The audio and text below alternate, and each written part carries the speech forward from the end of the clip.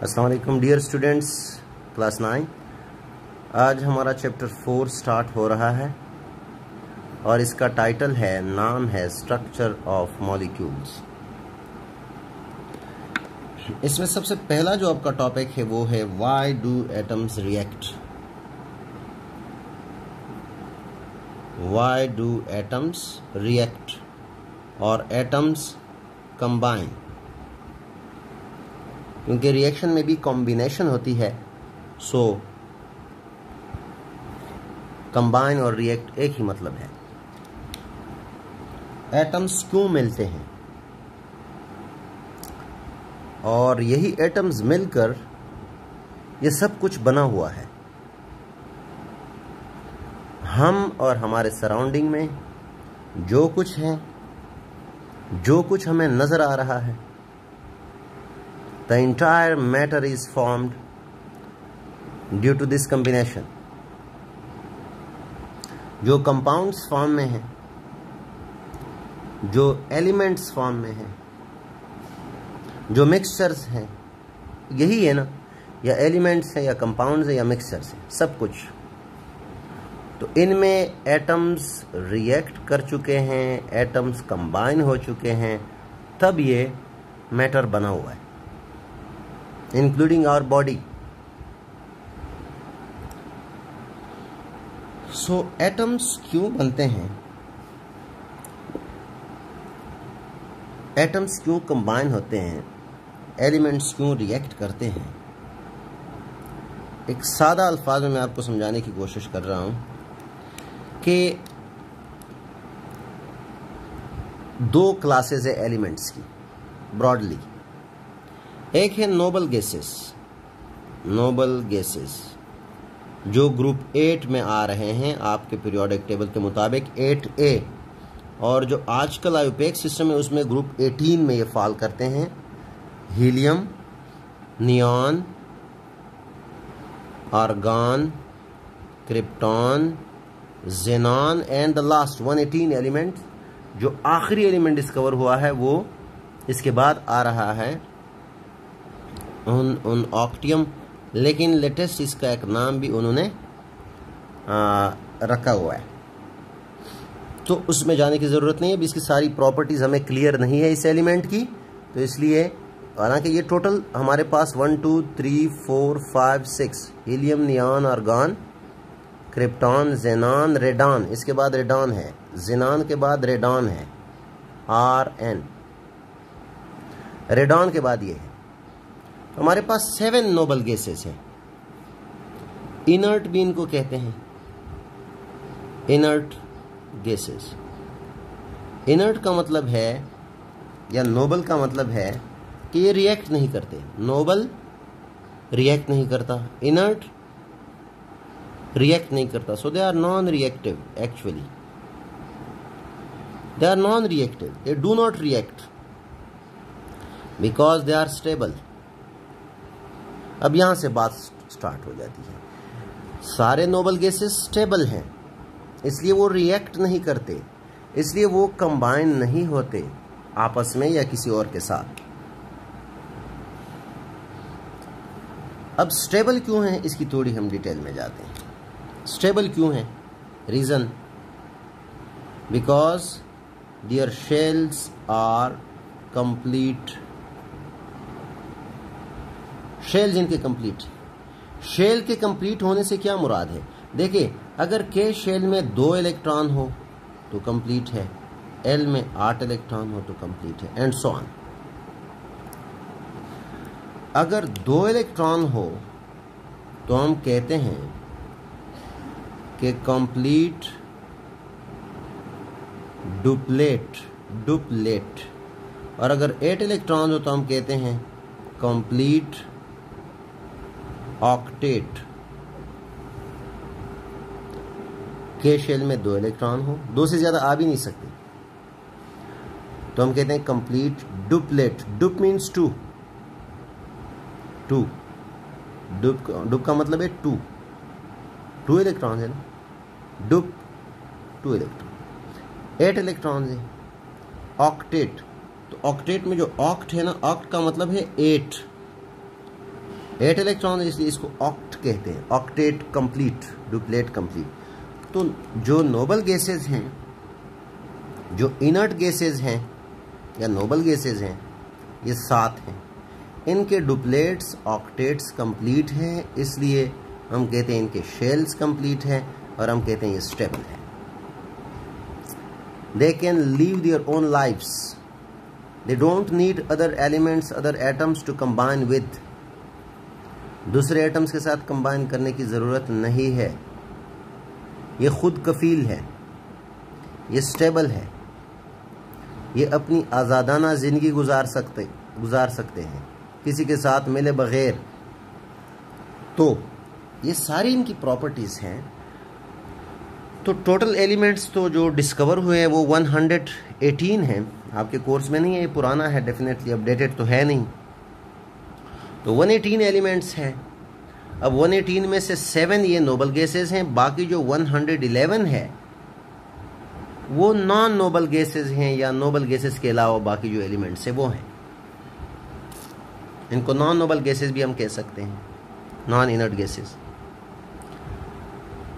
तो वो जो 111 एलिमेंट्स हैं वो स्टेबल नहीं है, दे आर नॉट स्टेबल। ये है टोटल फलसफा। This is the entire philosophy behind the fact that atoms combine, atoms react, compounds are formed, elements are formed, mixtures are formed, and this is how matter is formed. Okay? क्योंकि जो noble gases के अलावा बाकी 111 elements हैं वो stable नहीं है। तो वो स्टेबल बनना चाहते हैं, अपने आप को बनाना चाहते हैं, just like noble gases. Noble gases की तरह बनाना चाहते हैं। तो इस तरह करने के लिए वो आपस में एक दूसरे से मिलकर कंबाइन हो जाते हैं, रिएक्ट करते हैं, कंबाइन करते हैं, और उन रिएक्शन या कम्बिनेशन के नतीजे में उनके जो शेल्स हैं वो कंप्लीट हो जाते हैं, उनके डुप्लेट्स कंप्लीट हो जाते हैं, उनके ऑक्टेट्स कंप्लीट हो जाते हैं, और वो नोबल गैसेस की तरह स्टेबल बन जाते हैं, नॉन रिएक्टिव बन जाते हैं, यानी वो स्टेबल बन जाते हैं। They want stability. The 111 elements want stability. They feel sort of jealousy and they want to become like noble gases. How do they do? वो किस तरह करते हैं? By combining with one another. वो आपस में bargain करते हैं. They do sort of bargain with one another. वो bargain क्या होता है कि भाई आपस में हम मिल ले, हम भी noble gases की तरह stable बन जाएं. This is the reason behind why atoms combine. Atoms combine to have complete duplets and octets and become stable like noble gases. ठीक है? तो noble gases की तरह ये बनना चाहते हैं. This is why they combine. अब इधर इसका जवाब मैं आपको लिखवाता हूं इसका. Atoms combine to get electronic configuration या इलेक्ट्रॉनिक स्ट्रक्चर भी हम बोल सकते हैं of nearest noble gas, and in this way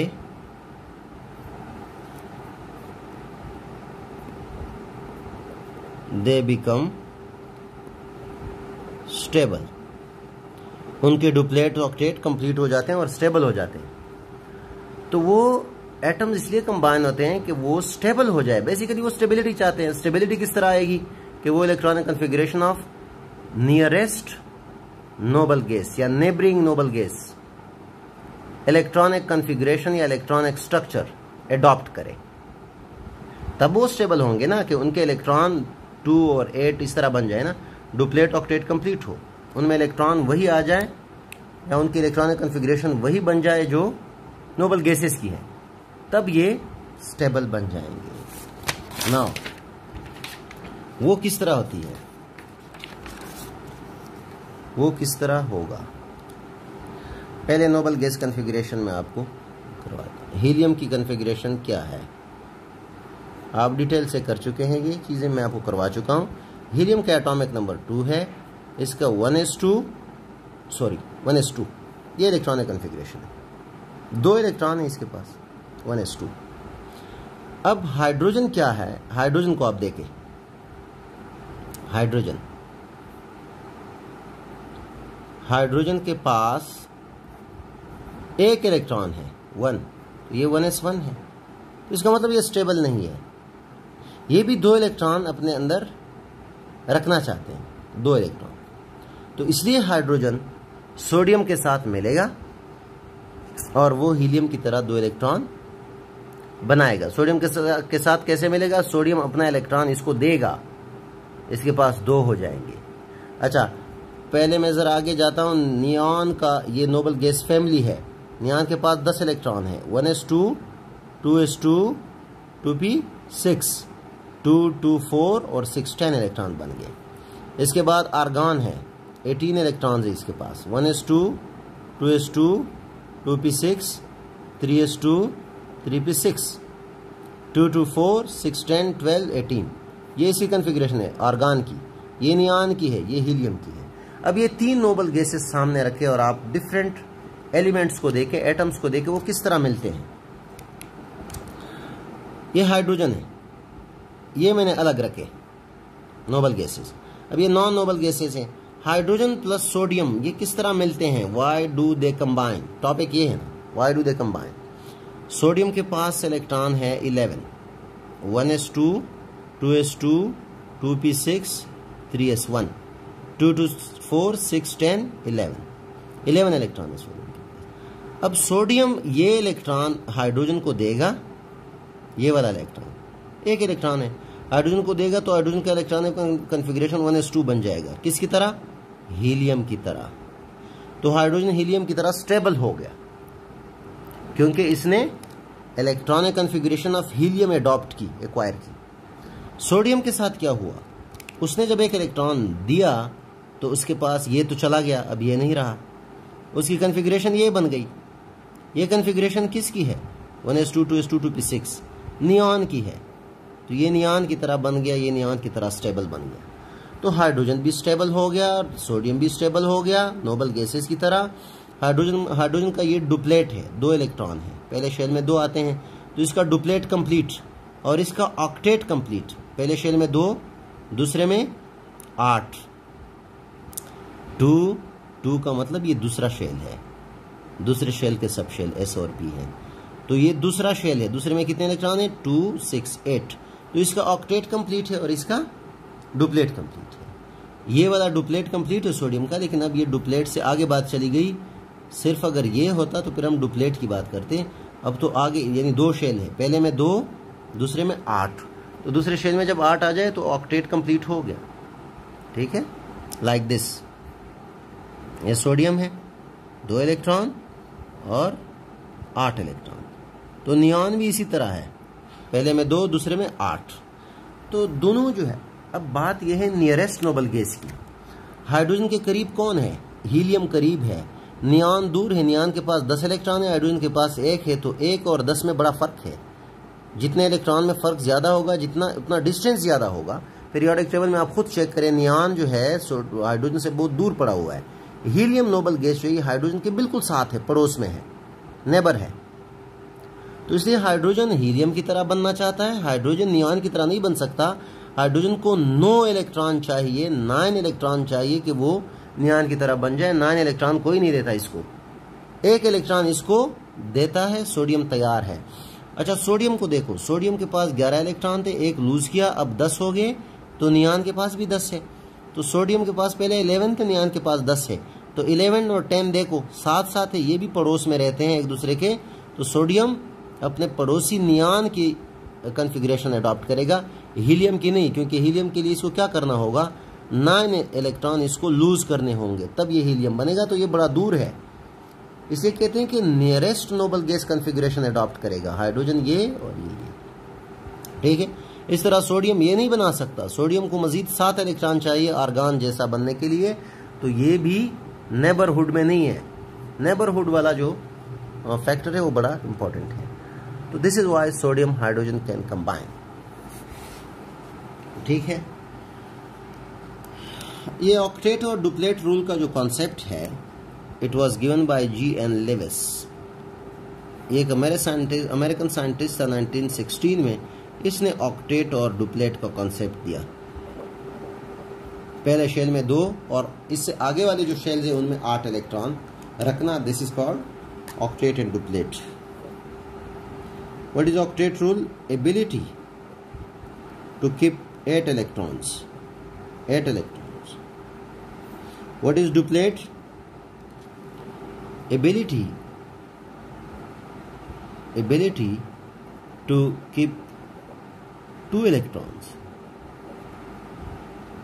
duplet rule हमेशा फर्स्ट शेल पे अप्लाई होता है। जो न्यूक्लियस के करीब वाला शेल है, सबसे पहला शेल, ये उसके लिए है, ये आगे वाले शेल्स के लिए नहीं है। ऑक्टेट पहले शेल के लिए नहीं है, पहले शेल से जो आगे शेल्स पड़े हुए हैं उन पे ये एप्लीकेबल है। सो अब ये चीजें आपको क्लियर हो गई कि why atoms combine. Sodium hydride एक मशहूर, एक बड़ा इंपॉर्टेंट वो है, कंपाउंड है। सोडियम हाइड्राइड क्यों मिले, सोडियम हाइड्रोजन क्यों मिले और सोडियम हाइड्राइड क्यों बना? Why the atom of sodium and hydrogen combined? तो ये फिलॉसफी है। They combine with one another in order to get the electronic configuration of nearest noble gas by losing and by gaining electrons. ठीक है, आगे हम पढ़ेंगे electron share भी कर सकते हैं, लूज और गेन भी कर सकते हैं। ये इनके आपस में एक अपनी बार्गेन है कि भाई मैं भी जिंदगी नहीं गुजार सकता इस हालत में जब 11 इलेक्ट्रॉन हो मेरे पास, क्योंकि स्टेबल नहीं हूँ, ऑक्टेट मेरा पूरा नहीं है। और हाइड्रोजन को भी यही प्रॉब्लम है कि ये अपनी ज़िंदगी नहीं गुजार सकता, इसके पास डुप्लेट नहीं है, 1 इलेक्ट्रॉन है, स्टेबल नहीं है। तो आपस में ये बार्गन करके इलेक्ट्रॉन दे और लेके ये स्टेबल बन जाते हैं और इस तरह ये लाइफ गुजार सकते हैं। They become stable to exist, existence इनकी फिर इस तरह होती है। तो ये है जो इंटायर फलसफा है एटम्स की कम्बिनेशन के पीछे। तो केमिकल बॉन्ड्स हम पढ़ेंगे, 2 बॉन्ड्स हम पढ़ेंगे इन 2 लेक्चर्स में। एक है केमिकल बॉन्ड्स। पहले केमिकल बॉन्ड को हम डिफाइन करते हैं। This is the force of attraction. Force of attraction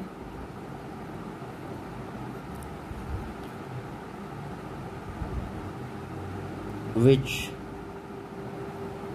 hold atoms together। ठीक, ये एटम्स को आपस में जुड़े हुए रखते हैं। Chemical bond, bond means force of attraction. Bond is always attractive force. ये अट्रैक्टिव फोर्स, ये एटम्स को होल्ड रखता है।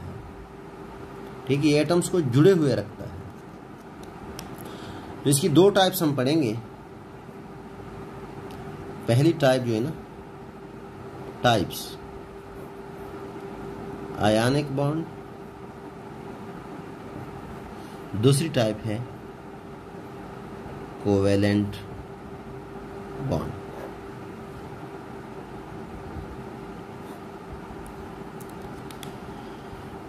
तो पहले हम आयनिक बॉन्ड करेंगे।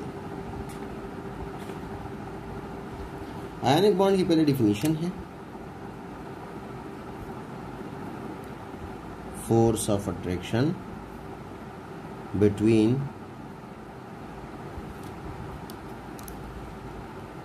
oppositely charged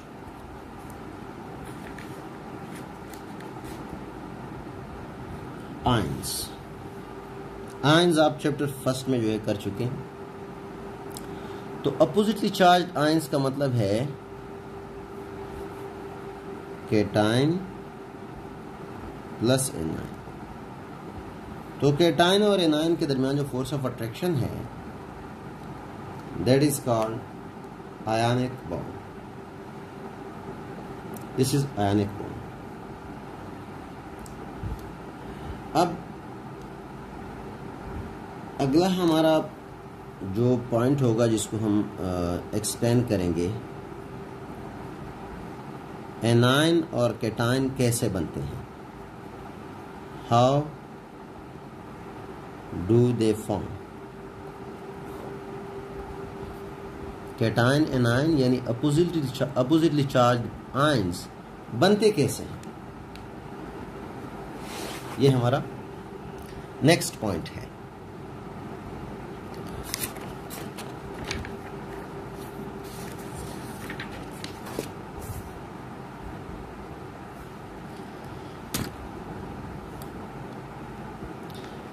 keep it in mind, हमेशा याद रखो कैटाइन क्या है। कैटाइन पॉजिटिव आयन है और ये कैसे बनता है, always formed by metals after losing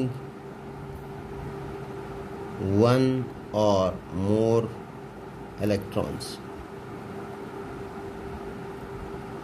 cation positive ion को कहते हैं और यह हमेशा मेटल से बनता है। एक एक्सेप्शन है, वो आपके कोर्स में नहीं है। एक कैटाइन है एमोनियम आयन, वो नॉन मेटल से बना है। अदरवाइज सारे जो कैटाइन्स हैं वो मेटल से बनते हैं। कैसे बनते हैं, बाय लूजिंग वन और मोर इलेक्ट्रॉन्स। कैटाइन हमेशा मेटल बनाते हैं एक या एक से ज्यादा इलेक्ट्रॉन लूज करने के बाद। अभी थोड़ी देर जो पिछले लेक्चर में हमने पढ़ा है कि आयोनाइजेशन एनर्जी, उसमें हमने मेटल से इलेक्ट्रॉन निकालना, उसको एनर्जी दे के। इलेक्ट्रॉन तो मेटल वैसे नहीं देता, आप एनर्जी सप्लाई करेंगे। आप न्यूक्लियस की ग्रिप से इलेक्ट्रॉन आज़ाद करना चाहते हैं, निकालना चाहते हैं, तो न्यूक्लियस का तो उस पर अट्रैक्शन है, आपकी एनर्जी खर्च होगी ना, तब इलेक्ट्रॉन को आप निकाल सकते हैं। तो वो एनर्जी आयोनाइजेशन एनर्जी है। आयोनाइजेशन क्यों कहते हैं कि आयन बन जाता है पॉजिटिव। तो पॉइंट ये बताना चाहता था मैं कि आपको एनर्जी देनी पड़ेगी, उसके नतीजे में आप इलेक्ट्रॉन निकाल सकेंगे और मेटल एटम से इलेक्ट्रॉन को आप आज़ाद करके मेटल एटम को आप कैटाइन बना सकेंगे। अब वो एनर्जी कहाँ से आती है, वो आपको देने की ज़रूरत नहीं है। उसके लिए खुद एक और एटम आएगा, क्योंकि उसको इलेक्ट्रॉन की ज़रूरत होगी ना, वही अपनी एनर्जी प्रोवाइड करेगा, वो एनर्जी देगा और इस तरह वो ले सकेगा इलेक्ट्रॉन, क्योंकि उसको इलेक्ट्रॉन की ज़रूरत है। इसको ज़रूरत नहीं, इसके पास एक्स्ट्रा है। थोड़ी देर पहले जो हमने सोडियम हाइड्राइड पढ़ा, NaH,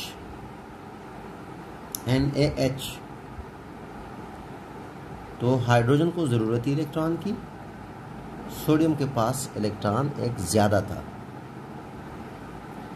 तब जाके उनका जोड़ बन गया और उन्होंने आपस में बॉन्ड बना लिया। तो कैटाइन पॉजिटिव चार्ज है, ये हमेशा मेटल से बनता है इलेक्ट्रॉन लूज करने से, और एनाइन नेगेटिव चार्ज है, नेगेटिव आयन है, और ये हमेशा always formed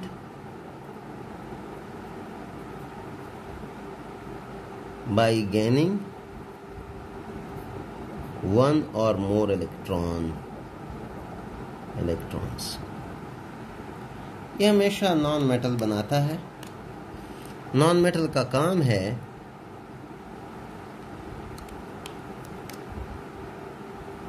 by non metal. Non metal का काम है इलेक्ट्रॉन लेना। एक डिफिनीशन, बेसिक डिफिनीशन ये है, what are metals? These are the elements which lose electrons,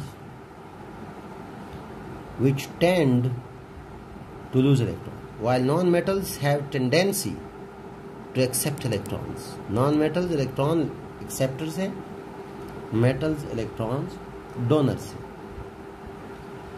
तो तब तो इनकी बात बनती है ना आपस में, तब तो इनके दरमियान बॉन्ड बनता है।